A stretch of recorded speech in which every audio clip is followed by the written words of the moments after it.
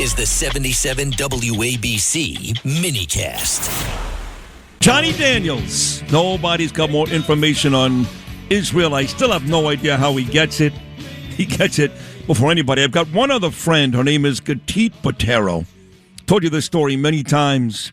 We did our show October 7th, 2024.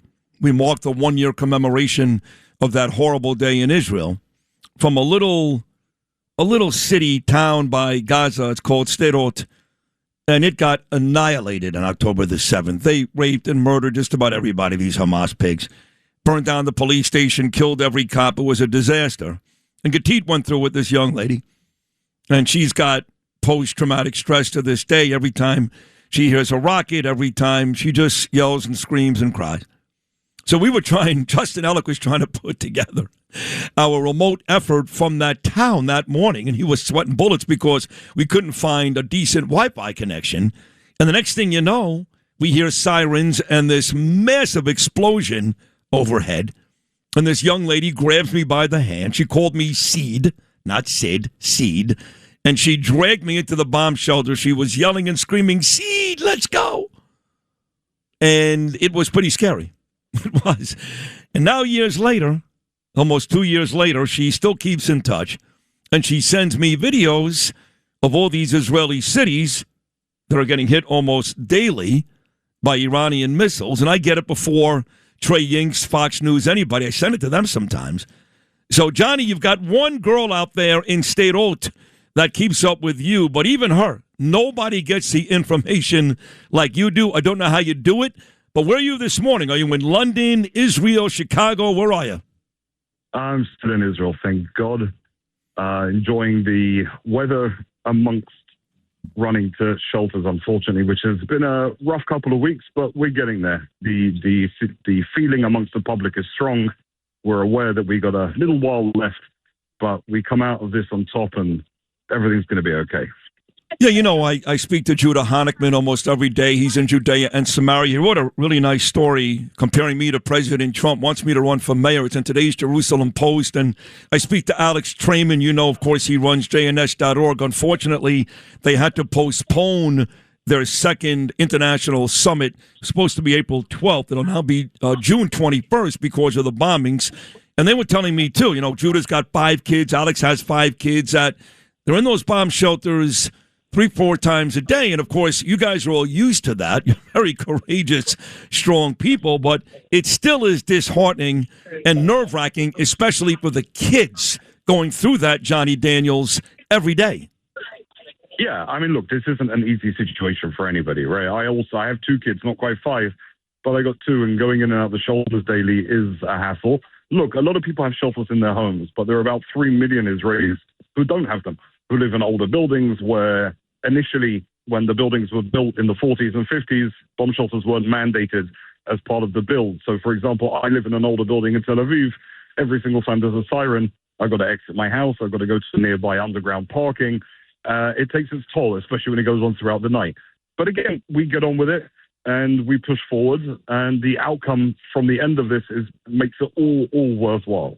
Now, there are really 2 different efforts going on at once. I mean, obviously, Trump in America and Bibi in Israel, they've got the same objective, right, to decapitate Iran, make sure they can't produce a nuclear weapon, stop their ballistic missiles, that process as well, and stop them from killing innocents in the streets and attacking other Mideast countries. So they've got the same agenda, but they're going about it differently. Right, Israel is out there killing all their top leaders, taking out their missile launchers. So when President Trump comes out yesterday and says, we're going to put a 5-day pause on this, basically America's effort, there's a 5-day pause. I heard nothing from Bibi and Israel, what their intentions are. So I might believe at least that Israel is continuing to pound at Iran, or are they following suit with America?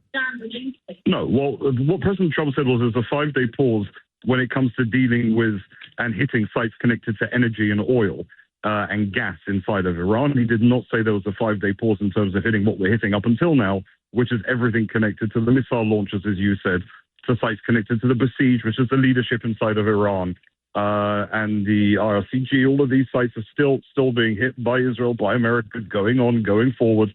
So what President Trump effectively did, he came out now almost 48 hours ago, basically saying the Strait of Hormuz, 48 hours, either that opens or all hell breaks loose.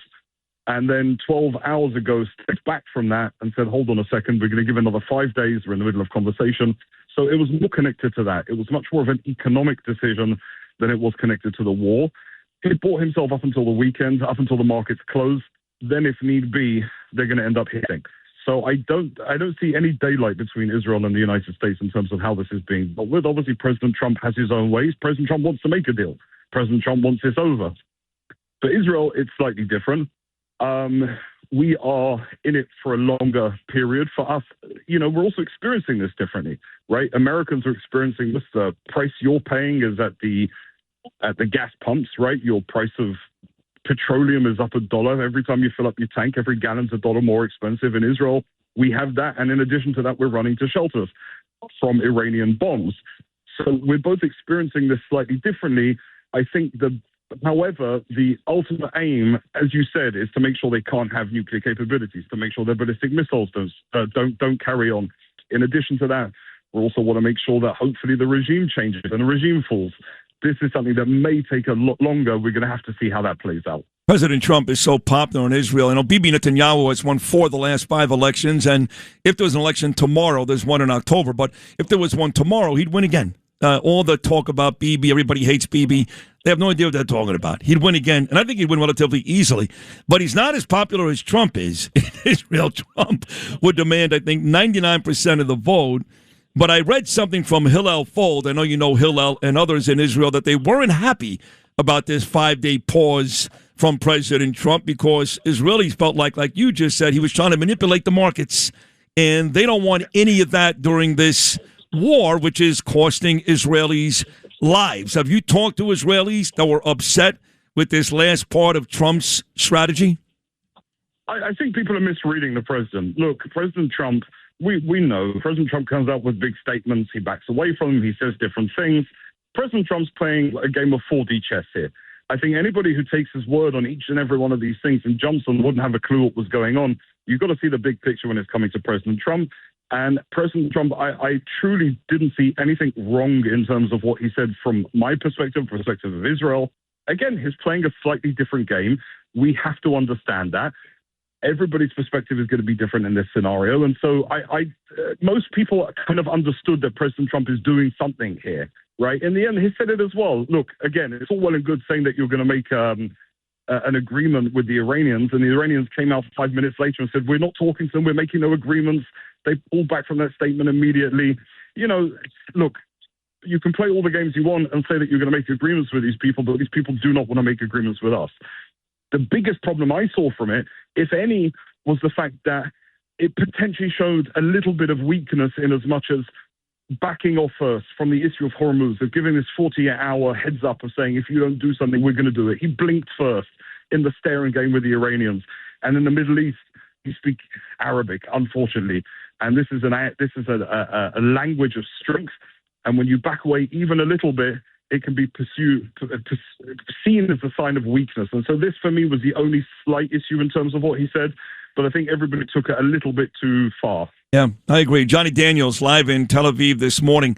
So the death toll hasn't been huge this time around, but it's been enough. I mean, you lose one life, it's enough. And, you're talking about how you have to kind of move. Your bomb shelter is not inside your building. And a couple of days ago, an elderly couple was killed because they were trying to move to their bomb shelter. And I believe the man was in a wheelchair and they just couldn't make it. So what do the casualties look like between Tel Aviv, Jerusalem, Haifa? People have been killed in all these cities over the last couple of weeks.